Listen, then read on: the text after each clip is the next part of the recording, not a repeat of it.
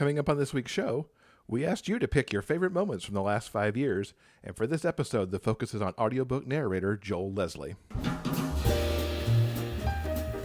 This is the Big Gay Fiction Podcast, the show for avid readers and passionate fans of gay romance fiction. Each week, we bring you exclusive author interviews, book recommendations, and explore the latest in gay pop culture. Welcome to episode 252 of the Big Gay Fiction Podcast. I'm Will, and with me, as always, is my co-host and husband, Mr. Jeff Adams. Hello, everybody. Welcome back. This episode of the podcast is brought to you in part by our remarkable community on Patreon. Big thank you to Michael for recently joining us. We'll have more information on how you can join him and the rest of the community at the end of the show, along with a sneak peek of what we have coming up for you next week. Hello, Rainbow Romance readers. Thanks so much for joining us for another episode. We got lots of good stuff here for you this week, and we're going to get going talking about some TV that we've watched. We have finally caught up to High School Musical, the series, which is way too long of a title, but such a delightful show. We were both, not surprisingly, big fans of High School Musical back in the day. It's hard to believe it's been nearly 15 years since the first movie came out on the Disney Channel. This series, which is streaming on Disney Plus, focuses on Miss Jen, who is the brand new drama teacher at the high school where High School Musical was filmed. And she is appalled at the fact that the school has never staged a production of High School Musical, the musical. And she sets about to fix that. This series captures all the nice feel that the original movies had, but updates it into the here and now and has all the same troped people that were in the original movies. You've got a couple who is going through some relationship strains. You've got the rivals who want the good parts in the show. But it also really jumps forward a little bit because there's a really nice gay couple that sits within all this mix of characters as well. You've actually got Seb, who really wants to play Sharpay, and he does end up getting that role, which is really awesome, and has a nice little relationship with Carlos, the choreographer, too. There's some nice tweaks on several of the High School Musical songs.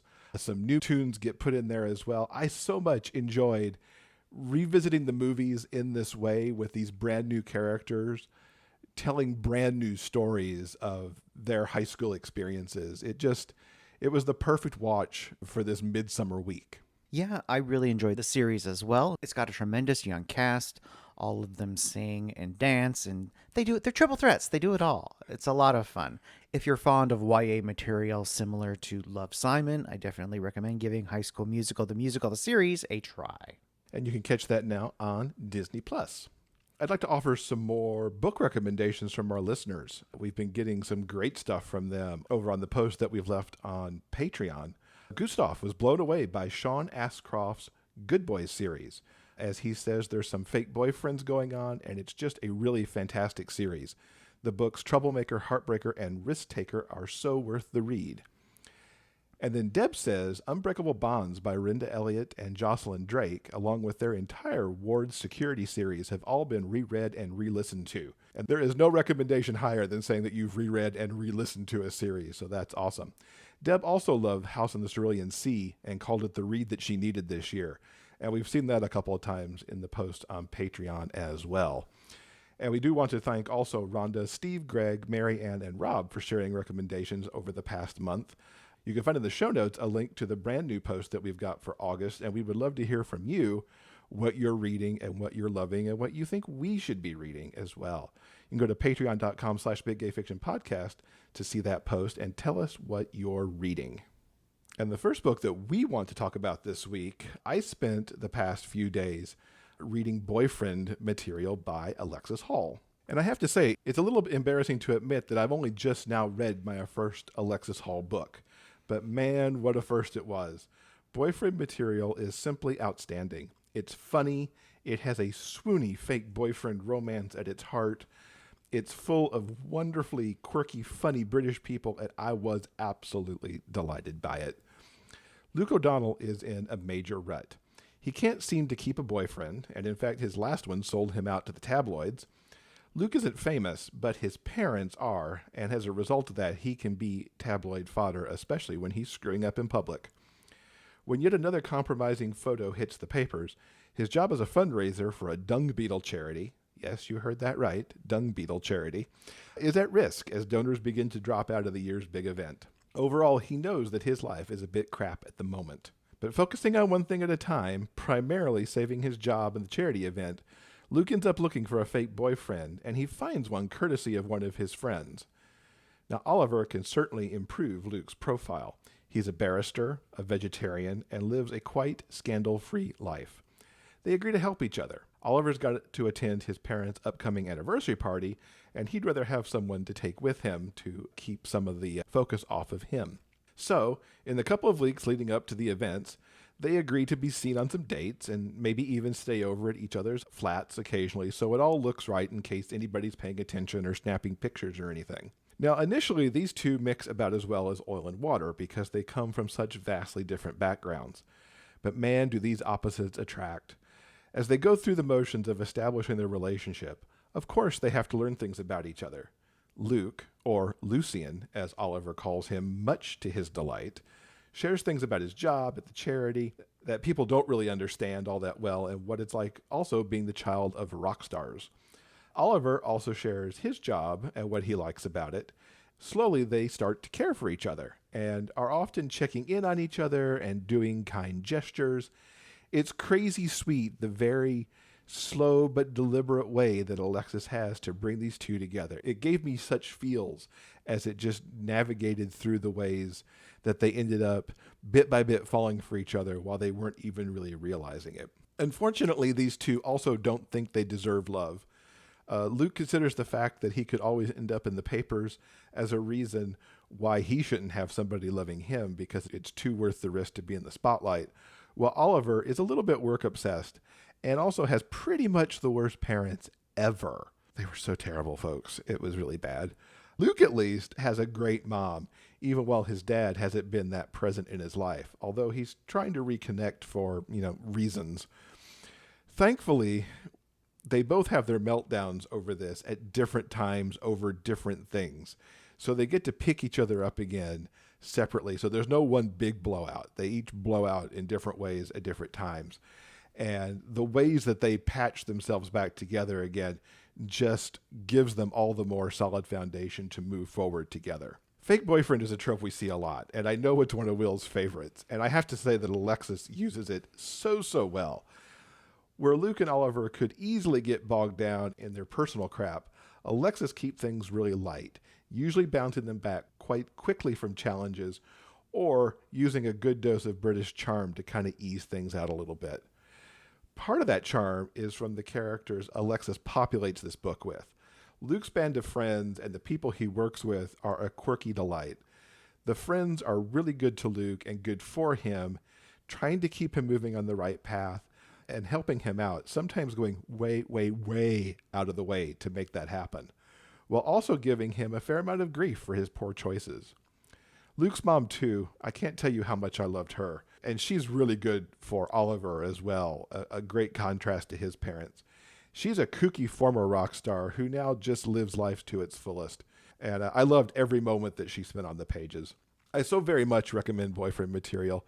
I fell so hard for Luke and Oliver, and I think all of you will too, because it's just perfect, light, fun reading, and I think we all need that right now. And now I need to go back and read other Alexis Hall books because I totally get what all the fuss is about and why Alexis often shows up on a list of people's favorite books.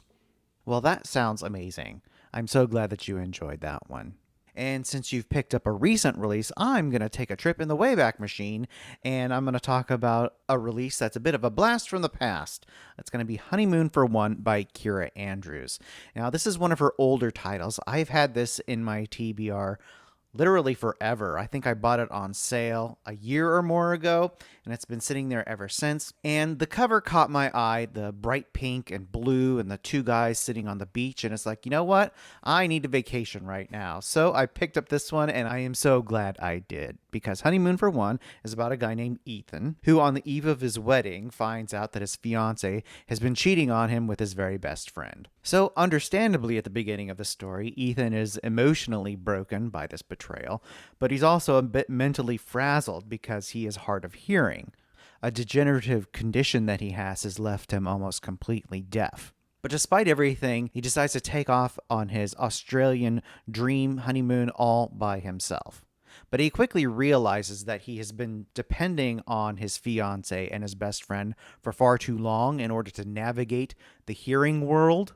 And despite the hearing aids that he wears, he finds dealing with crowds or social situations very, very frustrating. But some of that frustration is mitigated by Clay, one of the tour guides. He takes Ethan under his wing and helps him out whenever he can, seeing the sights in the great country of Australia. They go snorkeling on the Great Barrier Reef. The two of them end up striking up a friendship. And there's actually a really lovely scene when the two of them share an early morning sunrise in a coastal beach town that's a stop on one of the tours. They just sit there and they have a really long, interesting, meaningful conversation. I've seen this book described as slow burn, and I don't think it's quite that in the classic sense of the word, but I do think Clay and Ethan sort of slow walk their way to the realization of their attraction to one another and what that's going to mean for them. Now, unfortunately, at one point in the tour, the batteries in Ethan's hearing aids die, and he's unfortunately lost his spares, which causes him to panic briefly. But Clay takes everything under control and assures him that they'll find replacements, and takes him out to dinner to a local pizza joint, and they end up passing like a notepad and pen back and forth and just spend the evening talking. It is so remarkably sweet. At the end of the tour, Ethan's Airbnb falls through, so Clay suggests that Ethan stay with him. And it's at this point, when they're in close proximity, that Clay decides to finally satisfy his curiosity about what it might be like to be with a guy. They sleep together, and it is absolutely amazing and wonderful and fulfilling. Everything both of them needed. And there's a really adorable conversation that the two of them have, whether Clay might be gay or bi or maybe he's demi. And Ethan assures them that it's like, you know what, Clay, it's okay. You just slept with a guy for the very first time. You've got time to figure this out. Which later leads to an awkward situation where Clay has to come out to his daughter. It's funny and awkward and charming, and it really illustrates kind of the sweetness and the realness of the connections and the relationships that these characters have with one another and the other people in their lives. Eventually, Ethan's time in Australia is going to have to come to an end, and they're ready to part ways. But luckily, they realize, even though they've known each other for an incredibly short period of time, that what they want out of life, that sort of something simple and genuine, is what they found in one another. So I fell really hard for Ethan and Clay. They're two kind, sweet, slightly damaged heroes that I really enjoyed. The audiobook also happens to be read by today's guest, Joel Leslie. And you know he had a grand old time with those Australian accents. Since this is an older title, most of you have probably already read Honeymoon for One, but if you haven't listened to it yet, I highly recommend it. Sounds like you found the perfect book to kind of transition your way out of the holiday romances you were reading last month. Yeah, it's a really lovely summer read. I enjoyed it an awful lot. So we should mention that the audiobooks for Honeymoon for One and Boyfriend Material are both available through Libro.fm, where you can purchase audiobooks directly from your favorite local bookstore. Listeners of Big Gay Fiction Podcast can get a 2-month audiobook membership for the price of one.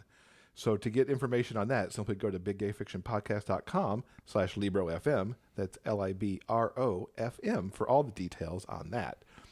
And of course, if you want information on anything that we just talked about, whether it's the books or High School Musical, the musical, the series, or anything else, all you have to do is go to the show notes page for episode 252 at biggayfictionpodcast.com. In The Hockey Player's Heart, the feel-good gay romance by Jeff Adams and Will Knaus, hockey star Caleb Carter returns to his hometown to recover from an injury. He never expects to run into his one-time crush at a grade school fundraiser. Seeing Aaron Price hits him hard, like being checked into the boards. The attraction is still there, even after all these years, and Caleb decides to make a play for the school teacher. You miss 100% of the shots you never take, right? Aaron has been burned by love before, and can't imagine what a celebrity like Caleb could possibly see in a guy like him. Their differences are just too great. But as Aaron spends more time with Caleb, he begins to wonder if he might have what it takes to win the hockey player's heart. Get The Hockey Player's Heart at Amazon.com. It's been really great seeing all of the guests that listeners are putting in as their favorites from the first 5 years of the Big Gay Fiction podcast. And we're kind of excited that our first one out is with Joel Leslie, who is one of our very favorite audiobook narrators that's out there. This particular segment that we're going to listen to features Joel in 3 different interviews. The first is from way back at episode 74, which aired March 6, 2017, and features Joel alongside author Haley Walsh, and they were talking about the Skyler Foxe mystery books. Then it's on to episode 104 from October 10th, also of 2017, when Joel was talking along with Marshall Thornton about Marshall's book, Femme. And then we cap it off with just a little bit of Joel from one of his Pride Month episodes from this year. So here's a little retrospective of Joel on the show. So Joel, what's your backstory? I grew up in Bermuda, of all places, which is a British colony. And yes, the triangle. And I can explain all about the Bermuda Triangle. I need to make a diagram, though. It involves visual aids. Okay. But so I ended up growing up there. My parents are American, but I ended up growing up in this British Commonwealth and going to a British school with teachers from all over the UK. And my best friend was Scottish. And so I grew up around all these different sounds. And if my parents weren't American, I basically would have probably spoken with a British accent all the time. So I ended up as this kind of weird mutt hearing all these sounds. And then went to USC for performance. And while I was there, kind of discovered that I had a gift for dialects and accents and sort of focused on that. My intention, my primary career goal was quickly to become a director, a stage director. But I really had this huge passion for speech and, oddly enough, dramatized literary works. And in fact, the thing that made me fall in love with theater was the RSC dramatized version of Nicholas Nickleby. And so I did that. I did that in college. Then I did my master's in directing, and then I went to London to apprentice and worked as a director there and did things like assistant directed Delicate Balance with Maggie Smith and Eileen Atkins and did a bunch of cool stuff. And then ended up moving to New York, where I met my partner, Rich, who you've met, and we wanted to start a theater company. So we found this 100-year-old building in the middle of Indiana. I had never even been to Indiana. We found this 100-year-old vaudeville house, and we moved there. And over the past 10 years, we sort of renovated it and turned it into a full-size working theater, professional theater company, which is great, except for the fact that it's in Indiana and in the middle of kind of nowhere in Indiana. And it's been very tricky in the past 8 years as the socioeconomic climate has changed and the political climate has changed. It became really difficult to get something like this to grab hold, no matter how proud we were of the work we were doing and the reviews that we were getting and and all that. Just actually getting bums on the seats was very difficult. And I'm also a professor, and I was teaching university here. I was running the drama department for a while here. And then, so through a whole series of events, we decided to sort of try something else. And at the same time, a friend of mine a female who's very successful at audiobooks said to me, you should try this. Because one of the things I did when we ran the theater company was I would do like these little one-man show versions of famous books. I did Dracula and Sleepy Hollow and Treasure Island. And she said, you should try this. And I was like, okay. And I did. And it has been, I've always been a huge fan of audiobooks. I've always been loved them and really inspired by them. And the fact that it suddenly has turned into something that I do full-time for a living is fantastic. Mm-hmm. And weirdly, I think the first book that I ever auditioned for was the first Skyler Foxe book. And from there, 8 books later and 90 titles later, it's turned into a full-time gig that I love. It's fantastic. So, Haley, you brought Skyler to audio in 2015 after there were already a few books out. What led you to that choice, and then how did you two make the connection to start working together? Well, I really wanted audio because I just wanted accessible to as many people as possible. The Skyler books are bought in a lot of foreign countries. They're all still in English, but they're bought in all kinds of places. And audio seemed more accessible to a lot of people. Plus, I really wanted to hear the characters. So that was sort of a push for me. And Amazon has a self-publishing arm for audio.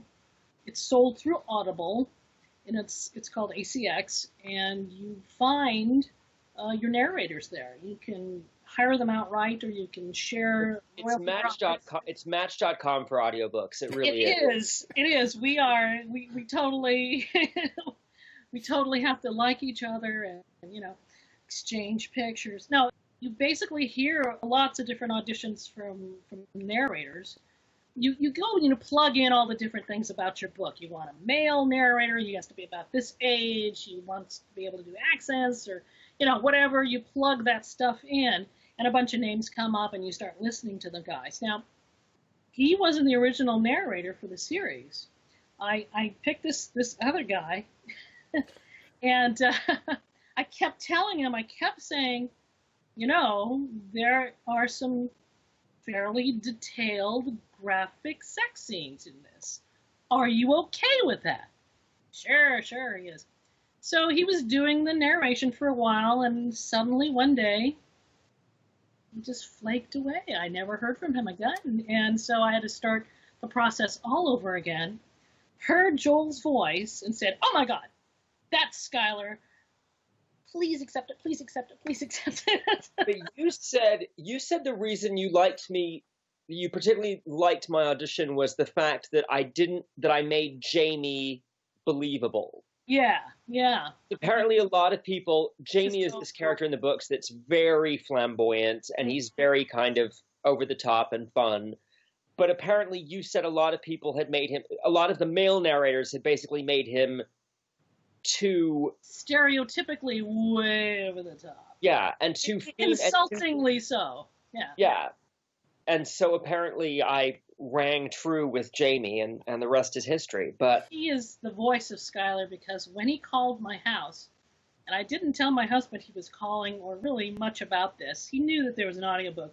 But when he called, my husband picked up the phone, and he said, I heard this pause, and he said, "Hun, Skyler's on the phone."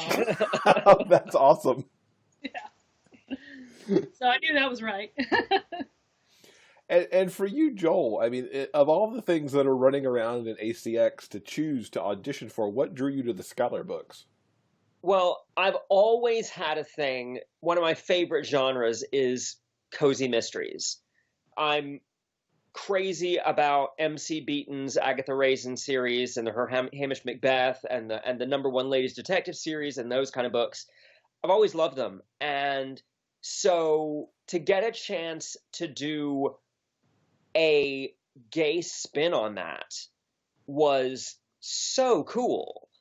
And also for him to be, I love the fact that he really is a role model. Like he's, they say too stupid to live. I mean, he does do very dumb things. However, in terms of the way he teaches his kids, he's a fantastic role model. And he goes through a really interesting journey of, he goes through a coming out process. He goes through coming to terms with basically growing up and what it means to be an adult. And it's really, it was really, really cool. And also in that initial audition, there were like 5 very clear, what I called the Scooby Gang, his best friends, who sort of end up swept into the mysteries along with him. But these 5 very distinct, fun characters. I love doing colorful. I'm not someone that you hire for a dead read. I'm not someone that goes, page 1, the mist was very blue in the sky, and that's not me. And some people want that. Some people do. Some authors get very freaked out if they hear their book narrated not the way an author would do an author reading. It's not how you do an author reading. That's not how I do. If you're good. I wanted it performed. Yeah. Right, but a lot of authors just want their book literally read. Yeah. But these characters sort of jumped off the page and wanted to be performed, and they were lovely. Mm-hmm. And I just sort of, I guess, hit the jackpot the first time out, which has been fantastic. We love them. One thing that happened with, which one is Desert Fox? Is that book 5? The fifth mystery, yeah. So with Desert Fox, what suddenly happens is, out of the blue, because she hates me, she decided to make all of these ancillary characters have their own chapters and their own very serious relationship issues. I was lucky that I hadn't made them too stereotypical or whatever. When you're an actor, you always want to find truth in however big you go. But it was a real challenge to suddenly take these characters that were meant to be the comic relief and give them their own focus and give them their own, relationship arguments and bedroom problems. And so, yeah, I was ready to kill her after that one. But well, you gotta mix it up. You gotta mix it up. Also not allowed to add. She keeps adding students to the class, and it's just, you're not gonna like me at all. Every time she adds a damn exchange student or someone new, I'm like, really? How many straight teenage boys can I voice? Yeah. One of my favorite things about the series is that the murders are great, but they're not what makes me excited to see what to read each next chapter. She charts the relationships and the growth of Skyler's relationship with Keith and the relationships with the other characters and their relationships. It really becomes this family you care about. And I think the fact that you care about the characters makes them getting into perilous situations matter much more to you as a reader. Mm-hmm. So, but yeah, no, I would say probably at some point in each one, maybe 6 out of the 8 books I've done, I would say I've ended up in tears at some point while narrating it. So is that tears of laughter? So much. Tears of laughter or tears of sadness? Tears of sweetness. Okay. There's always some pathos, maybe. Yeah, there's a first time scene in one book that for these two teenagers that is just really beautifully written. There's a prom scene that's fantastic. So yeah, no, it's great. And we haven't talked about the fact. Well, you did sort of mention the fact that the books are also very sexy. They are. She writes good sex scenes. Yes, she really does. The other thing that I think really makes me happy about the series is, and this sounds stupid, but with so many women are writing in this genre for us, which is fantastic, and the audience is largely women. But what tends to happen for me as a narrator, I found, is you almost always end up with versatile couples. Everybody's versatile. Every single person in the world is versatile. I love the fact, this sounds dumb, I love the fact that she's written this really great hero who's a bottom. I think that's awesome. I'm proud of it. That doesn't happen. No, that it really doesn't happen. Where the lead character is, a receiver. And I think that's great. I did that on purpose because I was tired of reading that too. And I thought, no, these are not the people I know. So. It's great to narrate a series where I don't have to worry about trying to sound straight in order to voice a gay man, which happens to me a lot. I mean, a lot of the time I'm voicing like alpha males and it's like I'm in special ops and like they're great books, but I love the fact that Skyler really is some gay guy that you'd be friends with and hang out and have brunch with on a Sunday. Like he's not this idealized version of anything. He's such a fully rounded, plausible, flawed character. But I love the fact that she writes tops and bottoms, and that's so cool. What was it like for you to find Skyler's character, and how did it change from what you might have had in the audition to what's actually in the books? Well, this is slightly interesting. When we started Skyler, his voice was my voice, but since then, because I've become a full-time narrator and because I'm doing so much other genre of material, my pitch has actually dropped. Mm-hmm. So now when I voice Skyler, I actually have to sit him higher up in my own voice. Oh. And we did, and there was book 3, I think. I sent Haley the first 15 minutes, and she was like, "What the hell is going on? Why are you so depressed? This isn't sad." And I was like, "Oh shit!" So I had to sort of like figure out how to now play Skyler now that my own voice had changed. But Keith kind of sits at the bottom of my range, and Skyler sits slightly above my own range now.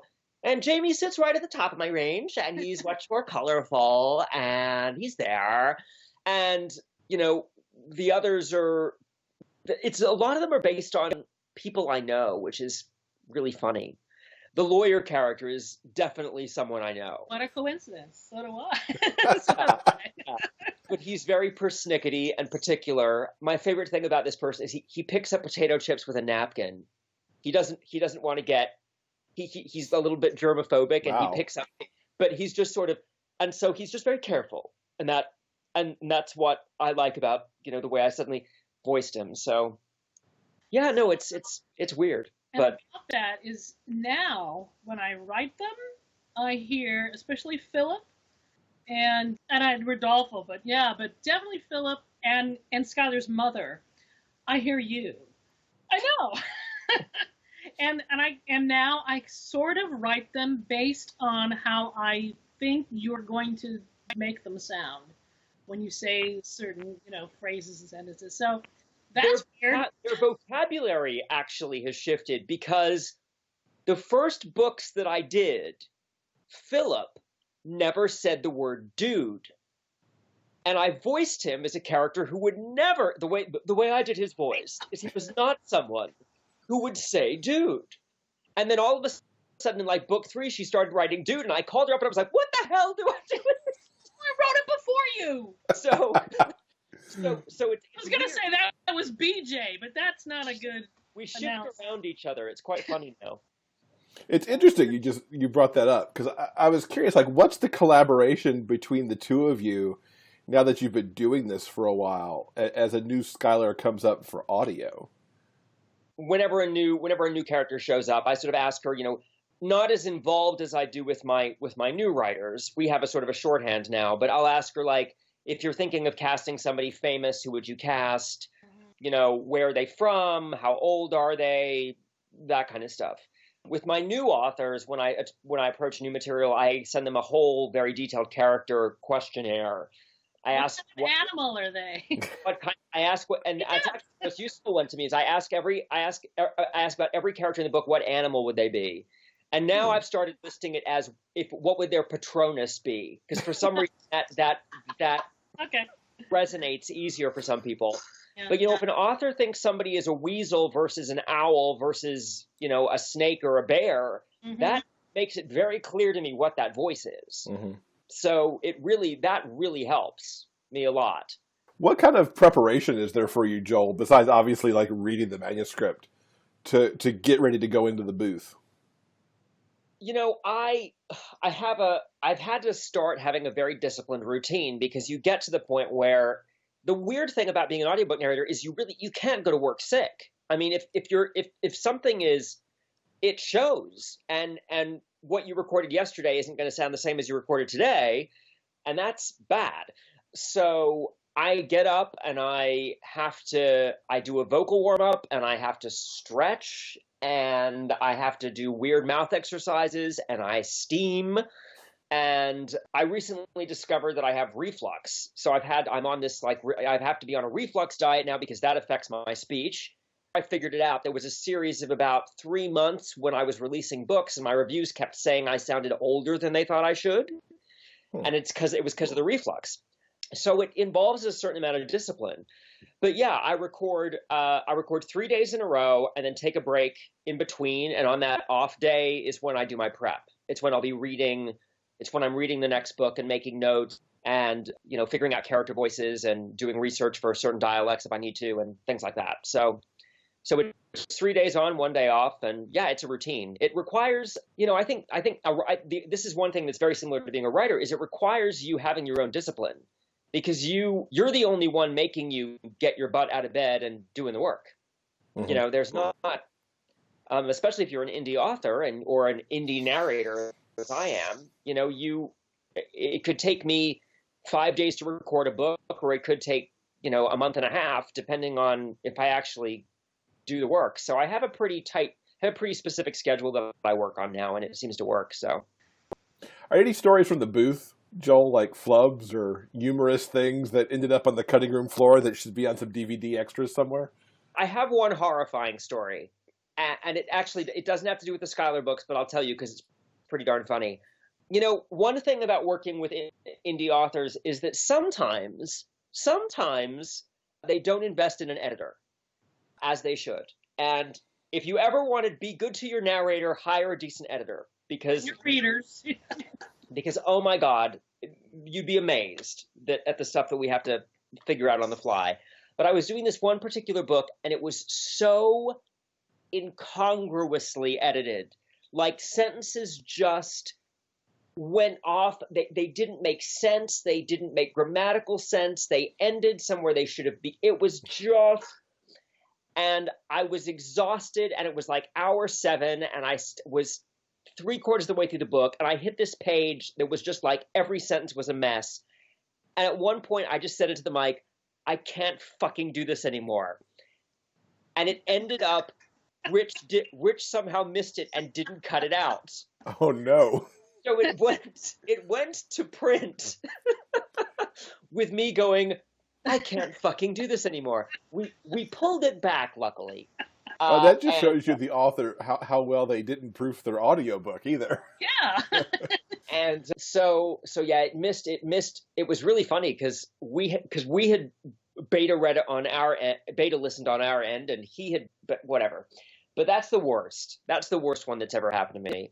And you know, the lesson that every narrator learns is you have to read the whole book, because I did once do about half of an entire book and then realized the character was supposed to be black. Because they didn't mention that until like page 134. And I went, oh shit. So those are, you learn the ropes quickly. When Femme came out in audio, you actually contacted me saying it was like a really honest to goodness LGBT romance, and it's a fun treatment of a really important topic, the anti-femme stigma among gay men. Now, you called this an important romance, because here was a romantic lead who's not the alpha male. You've recorded 100 books now. I take it you don't come across this type very often. What? I don't think you come across often a character who has the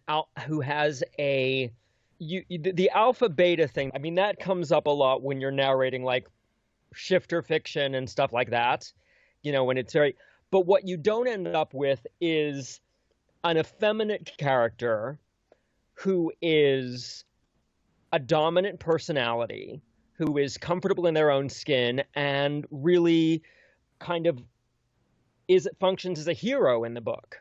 And that's amazing. I mean, I think what was I love doing the male romance that I do, but it is a different animal. And very often in male romance, you're ending up with the personalities of basically two alpha males that just happen to kind of come together, you know, and everyone is very often versatile, and that's kind of, it's a different sort of thing. But this really spoke to me as something very true. And the character they just jumped off the page, and they just kind of like grabbed me, and it felt like something I didn't get to do very much of. You know, I wish there was a lot more LGBT, like actual LGBT fiction versus male romance that was out there in audio, and it doesn't come across my, you know, desk very much. And what I loved about this is a true LGBT novel by an amazing gay writer, and it is incredibly moving, and it's very romantic, and it's very funny. And it's a romance, but there's not like sex every page. It's not an erotic romance. It's sexy, but it's not like, you know, there's 3 sex scenes spread throughout the book and you can sort of anticipate, you know, it was very exciting and very different. And I felt like it was it had a really interesting message, and one that I've seen people in my life that I care about and friends deal with. You know, I have, one of the people that I thought of immediately is I have a friend who's this 6'5" guy who actually works at Animal Kingdom at Disney, and he wears like makeup to work every day and has like incredibly fierce eyebrows, and like he's not in drag at all. Like it's very gender fluid, and he's a top, and it's very interesting that he has people make fun of him all the time on Grindr, like, you know, I don't believe that that's what you are, like, and having a friendship with him made me really go, wow, I get who this is, you know? It hit a personal place for me just because of this friendship. So it was very interesting. Mm-hmm. Those people don't get represented in fiction. And a lot of that because of a lot of that in the male romance community, which is mostly what we do, is probably because that's not as strong of an appeal to female readers, which I totally understand. I mean, you know, because that's a huge part of that market. So this was a very different book, and it's really touched people. Like, it really has surprised, and I've had people have really strong reactions to it, which is so exciting. I mean, it's beautifully written, so of course they do, but... You know, I would describe the book as being analogous a little bit to chick lit, more like the relationship between chick lit and romance is kind of what's going on here. And so, you know, those two genres have huge crossovers, you know, and I think that a lot of M/M readers would really like the book. And it is different in the sense that it's, you know, follows a different path and is much more in the romantic comedy zone and the chick lit than strict romance. And I think that really has to do with the character growth is much more about personal realization. This is the way I describe it. For me, the difference between a romantic comedy and a romance is that in a romance, love conquers all. And in a romantic comedy, love is the trophy, love is the reward for learning a lesson. So, I mean, it's a slight difference, but That's really cool. Well, and I've had people have very strong reactions to these characters. Marshall and I have talked about this, and I had some, you know, one reviewer in particular who's a very smart, very good, very prolific reviewer of LGBT fiction. She had like this huge response to Dog, and just thought he was basically a douche. Yeah, and he is. You know, I mean, he does douchey things. I mean, you know, the really interesting thing for me with that is that it never crossed my mind that people would say those things about him. When I wrote the book and in looking at those comments, which I see every so often, you know, I wonder sometimes if it isn't what their experience of being in the closet is and how closely they can relate to it. Because for me, it was just automatic that, you know, people do incredibly douchey things when they're struggling to get out of the closet. Exactly. Mm-hmm. It was the same thing with me. It was just kind of more like, you know, smack your head, ugh. Like, you felt bad for him. I felt bad for him because it's just sort of so wild, you know, that kind of curb your enthusiasm, like, oh God, I see it coming, kind of, rather than, but I do think I think you read this book in a very different way if you've had to go through that journey. I think he's a much more sympathetic character in some ways, and I think, again, something that isn't really explored much, certainly in the books that I've come across that I've narrated, that sort of journey. How did you two come together for the audio version? Was it as simple as it turned up at ACX one day and you auditioned for it, Joel? Or... It was Haley. It was Bizarrely Haley. Bizarrely enough, right. It was Haley, right? Well, actually, I did not put this book up on ACX because, you know, it's my 8th audiobook, and so I knew the kinds of auditions I'd get, and I just had this cringing thought about all these people sending in terrible titles. And I was listening to Haley's book, the second Skyler Foxe book. And that's when I heard Joel, and it's like, I immediately thought, oh, well, he can handle all these voices, and, you know, it doesn't sound inauthentic, as so many of the narrators 6 would in this case. And so I contacted Haley, who I've met several times when I lived out in California, and then I contacted Joel through her. It was funny because when he contacted me, I was in New York at the time for a big audiobook convention that they have, and I was already overbooked. And he contacted me, and I was like, ugh, not sure I can do this. And I was in the hotel room, and I think I read like 4 pages of it. And I was like, oh shit, I have to do this. There is no possible way I cannot do this. And Rich was so mad at me because he controls my schedule, and it's just, I always am like, can you just spend the space-time continuum to find me another 4 days to do?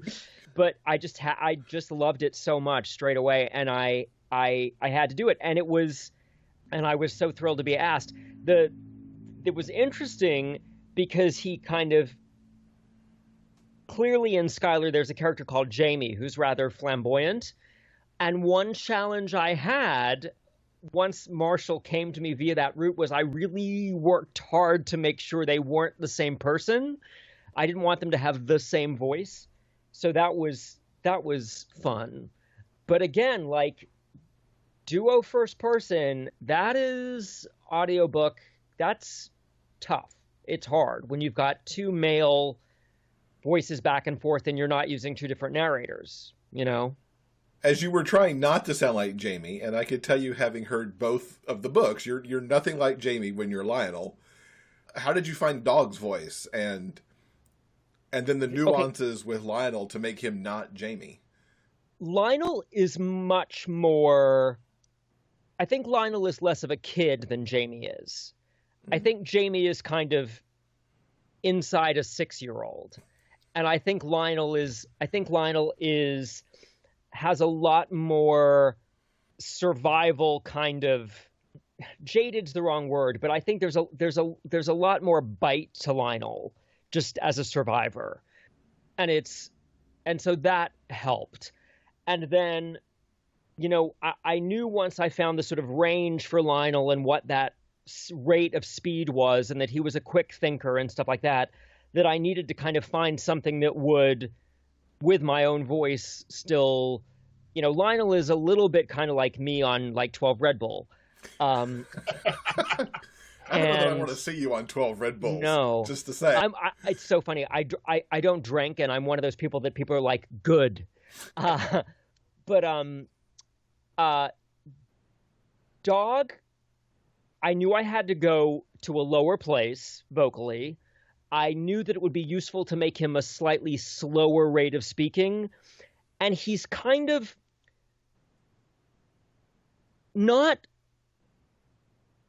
he's not dumb, but he does dumb things. I think he's more, his brain works less quickly than Lionel's does. And something about his nickname, this is so silly, but I was thinking of the dog in Up. The one that's like, hello, squirrel. And something about, and its name is Doug. In the Up, his name is Doug, which I realized like, but something like about kind of like a sort of a puppy that was too big for itself, that kind of had giant feet and big floppy ears and didn't quite know. I think in animals a lot. And so, yeah, it was just like, I think the first thing that came to mind was kind of like, oh crap. And like his entire voice came out of, oh crap, you know, because that's basically what happens to him over and over and over again. So yeah, it was fun. And what's so the interesting thing about listening to you talk about is that a lot of those things are things you do when you're closeted, lowering your voice, not wanting to seem too smart because that will draw attention to you. You know, so those are all choices that people make about how they present themselves. Yeah.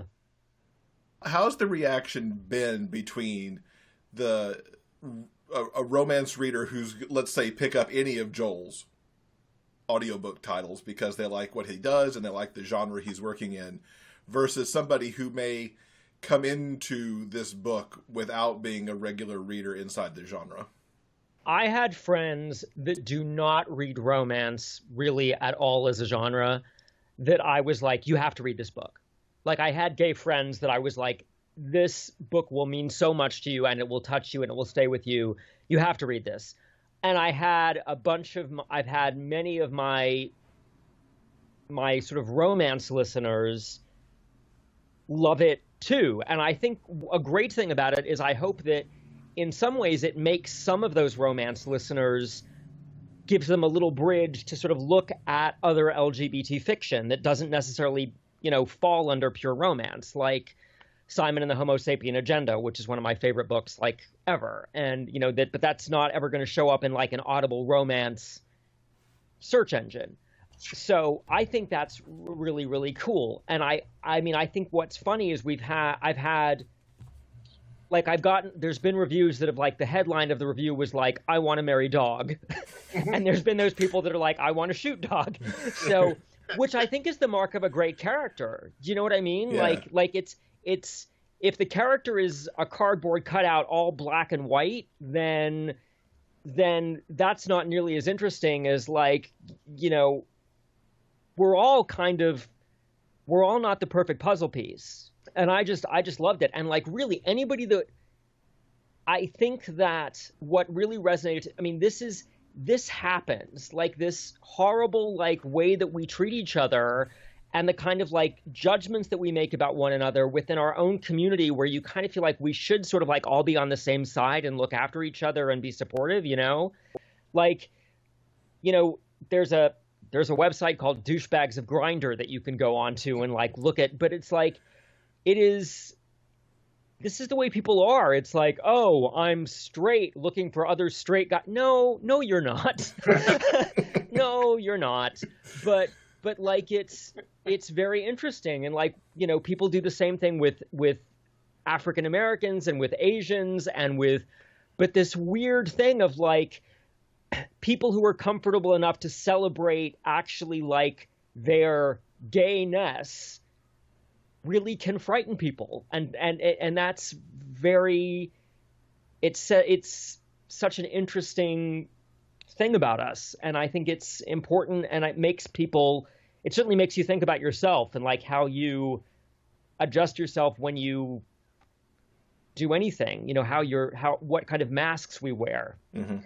So between your two nom de plumes, you've voiced hundreds of books and no doubt hundreds of LGBTQ characters at this point. We're over 200 LGBT books at this point, definitely. Which is just incredible. What does it mean to you as a gay man to get to bring voice to all of these characters? It means an awful lot. The thing that excites me so much about being a narrator for this kind of material is that I always imagine doing it for someone who's trying to come to terms with coming out, and they can have something on their iPhone and be listening in their headphones, and it can be a very private, liberating experience for them. Do you know what I mean? Mm-hmm. Like before it can help them on their journey and give them confidence and hope and optimism and inspiration. And I think that's really amazing. And so especially the YA that I get to do, it really hits me in the feels for that reason. But simply getting to give these characters a happy ending that certainly, when I was 14, 15, 16, wouldn't be nearly as plausible, mm-hmm. It's an incredible gift. And I'm also really thrilled that the quality of narrators bringing life to this work is really special. You've got really talented guys who make the commitment to the genre and really do justice to it. And I think I'm in a very privileged band of talented gentlemen who are thrilled to voice these stories. So I'm very, very lucky.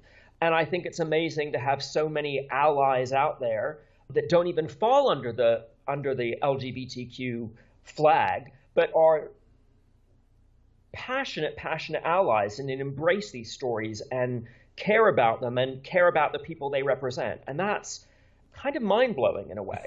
It's really extraordinary. I think it's really lucky and really wonderful when you discover new queer authors and new, queer voices and things like that. So recently I got to narrate a book called The Astonishing Life of August March by a new queer writer named Aaron Jackson, who I'm obsessed with. And I'm so excited that there's new, I consider him a major literary voice coming on the scene, and to sort of be on the radar to get to work with those authors. And his book isn't, necessarily what you would call a gay book, but he heard my voice and he heard something, and we have this we're bonded together by camp, we have discovered. He was also someone whose mother sat them down and watched them watch Auntie Mame at age 11, and you're like, what? Mother, what were you attempting to accomplish? No 12-year-old needs to memorize Funny Lady, but I did. So we both kind of had this interesting thing, and he heard that in my voice, and I heard that in his writing, and it gets to extend the family. Do you know what I mean? Mm-hmm. It's a special privilege to get to give voice to Own Voices material and to characters that don't get as much attention in mainstream as they should, but they're starting to, mm-hmm. which is amazing. It really does matter a lot to me. Tell everyone how they can keep up with you online to keep track of all of the books that you put out. The easiest way, I kind of mash my Joel Leslie stuff and my Joel Frumpkin together in social media together. I keep two separate names just for branding for people that are looking for material or not. So if you're looking for LGBT material, you always know Joel Leslie is what that material is, and Joel Frumpkin is the other stuff. But you can find me on Facebook under Joel Leslie Frumpkin, and Joel Leslie Fro is my Twitter. And yeah, so that's primarily me. This week's interview transcript has been brought to you by our community on Patreon. If you'd like to read the interview for yourself, simply head on over to the show notes page for this episode at biggayfictionpodcast.com. And thanks to Joel and to Haley and to Marshall for giving us all that good interview material over those episodes. It was so great to revisit that and to remember the connection that there was between Haley and Marshall that brought Joel into working with Marshall on Femme. It was really awesome to catch that. And I have to say that I'm super eager to read Joel's latest release, which is Manners and Mannerisms by Tanya Chris. I love Joel's historical work that he does, and this book looks like everything. It is so high up on my TBR, I cannot even tell you. And I do want to throw out there, too, you could still tell us about some of your favorites from the last 5 years of the Big Gay Fiction Podcast. Simply go to the submission form that we've got at biggayfictionpodcast.com/favorites and tell us who you want to hear on some of these listener favorite episodes that we have coming up. All right, I think that'll do it for this week's show. Now, coming up next in episode 253, Davidson King joins us to talk about To Die For, the latest book in her Joker's Sin series. I enjoyed so much talking to Davidson. I fell in love with her writing with Sticky Fingers, which I read earlier this year. And so I enjoyed finding out about this series and also talking to her about her alternate life as somebody who runs a review blog. Remember, no matter where life takes you, the journey will always be sweeter when you have a book. Until next time, everyone, please stay strong, be safe, and above all else, keep turning those pages and keep reading. Big Gay Fiction Podcast is part of the Frolic Podcast Network. You can find more shows you'll love at frolic.media/podcasts. New episodes of this show are available every Monday wherever you get your podcasts. You can help support this show with a monthly pledge through Patreon. For more information about joining our community and the bonus content we deliver, check out patreon.com/biggayfictionpodcast. I'm Kurt Graves. Thanks for listening. We'll see you next week.